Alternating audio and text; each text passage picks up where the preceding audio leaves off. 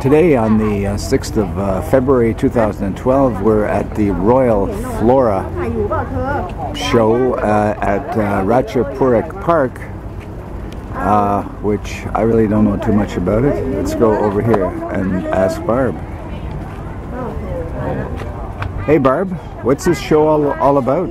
This is an international floral exhibition. So different countries have exhibits, including Canada. So I'm really excited to be here. And this is huge, right? It's huge. It started in December 14th and runs till March 14th. Right. Let's go. Let's go, yeah. We have our tickets, and I'm happy to say that I got a discount rate that's reserved for seniors and monks.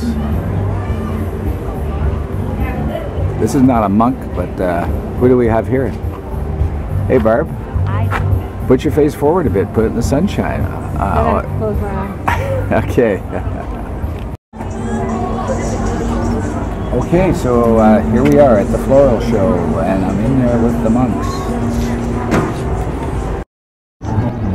The map shows the extent of this international horticultural exhibition, the Royal Flora Ratchapuri 2011, although that should probably read 12.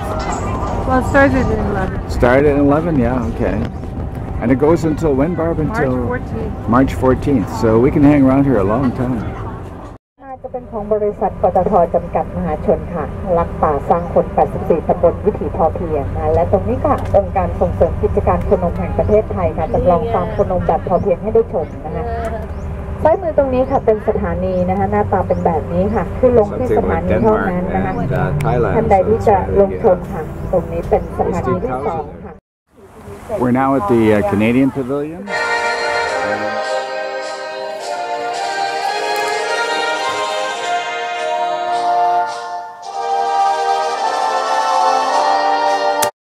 We do come from Victoria, British Columbia, and the totem pole comes from the native people of British Columbia. The totem pole is generally crowned by a thunderbird, and right to the right is another symbol of the First Nations people of Canada, the so-called Inukshuk.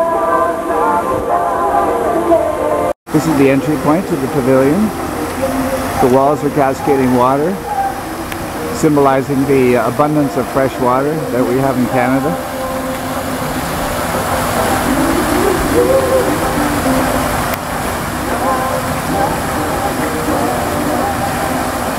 And right at the top is not the Queen of Canada, but the King of Thailand.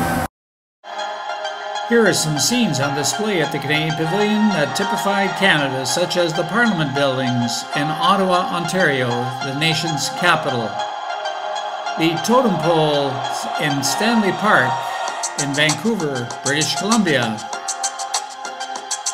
and Niagara Falls in Ontario, Toronto, the largest city in Canada,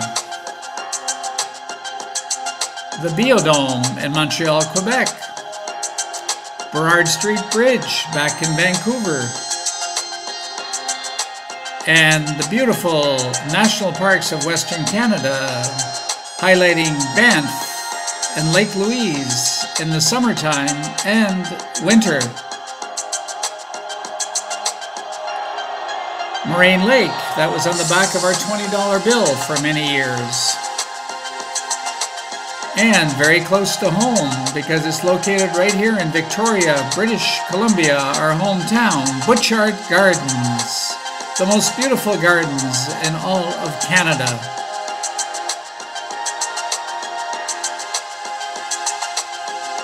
Moving back east, some winter scenes from the Ottawa Winter Carnival that is famous for its ice sculptures and the skateway on the Rideau Canal, 8 kilometers of skating through the middle of the city. What a wonderful experience that was.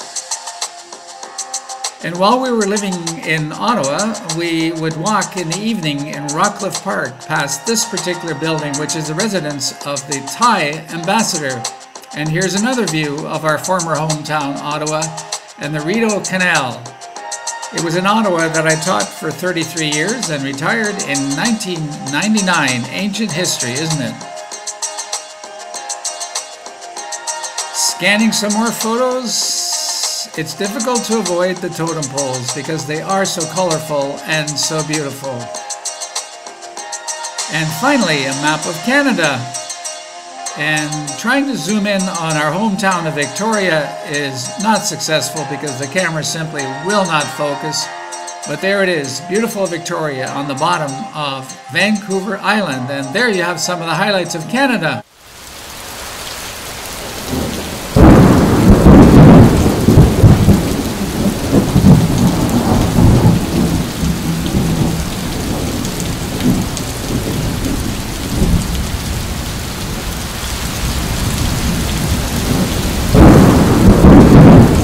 The Canadian Pavilion is the Indian Pavilion.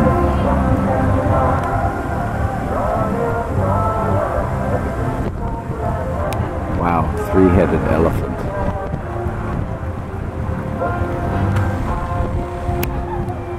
Maybe India's our next destination. Right beside the Ferris wheel is the Pavilion of Bhutan. And it looks like they have one of the more interesting buildings. Bhutan, the country that not only has a GPD, but also a happiness index, if I remember correctly. Certainly is a happy entrance here. Very nice.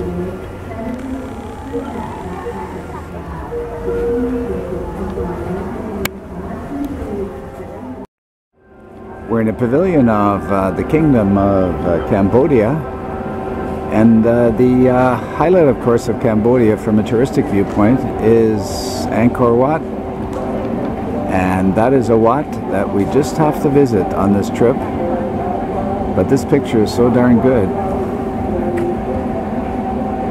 Maybe that's enough. China went all out with this beautiful building.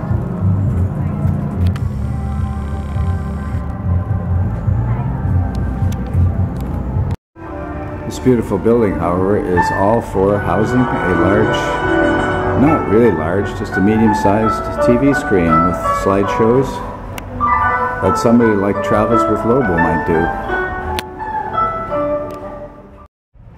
Beautiful reflecting pools, surrounded by brilliant colors of flowers and green grass, and the Wat.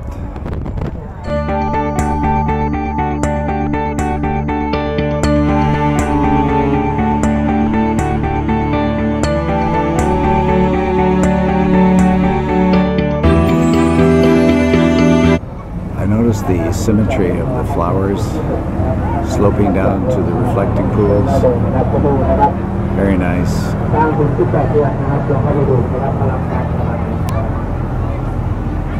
And one more time, La Pièce de la Résistance. Beautiful French garden on the grounds of the Royal Pavilion. It's probably insulting to call them French gardens, since the Thai were probably doing this long before the French were doing it. Here's some Thai school children out on a field day.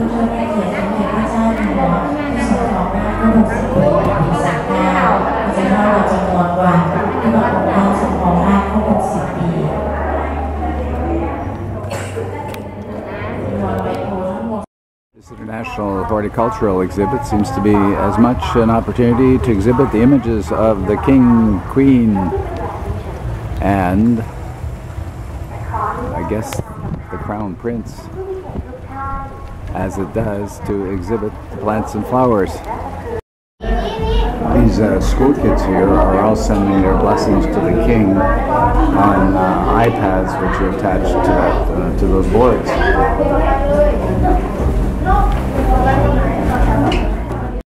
In the orchid section, there's a sign indicating there's no climbing here. That's disappointing. But here are the orchids.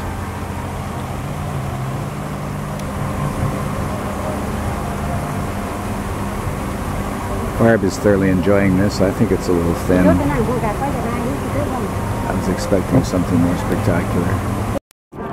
Orchids. And more orchids.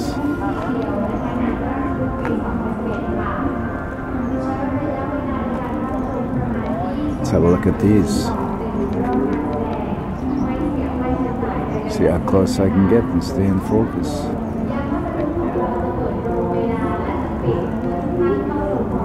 These are nice here. It's pretty good.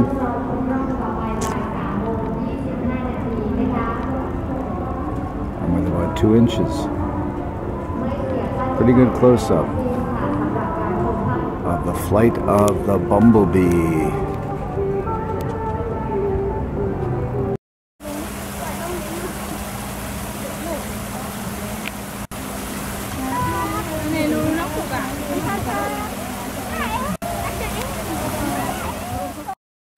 Surprisingly, Thailand has 18 national parks, and here is a view of one of them.